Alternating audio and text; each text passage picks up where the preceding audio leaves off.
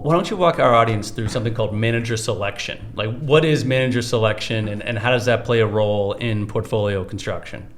Yeah, manager selection is basically a very simple way to put this is you have two types of investments that we're going to deploy commonly in an SHP portfolio, a mutual fund or ETF. Now on the ETF side, most of them are going to be passive, so the managers were not really focusing, they're tracking a benchmark. But really, manager selection comes with mutual funds. And each manager on a mutual fund has specific goals, they have benchmarks and certain things they need to stay in parameters for, but for the most part, they're a little more free to act.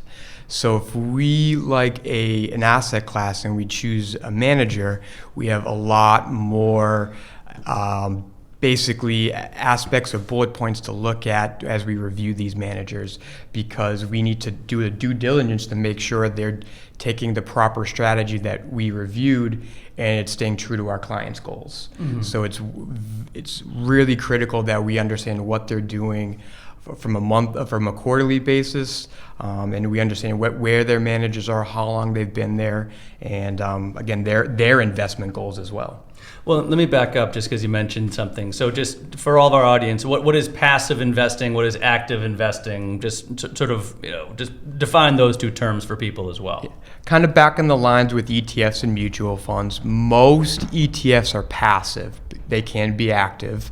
But a passive ETF is basically the portfolio itself, the ETF, the funds that are invested in the product, they're not going to be rebalancing on a quarterly, semi-annual basis.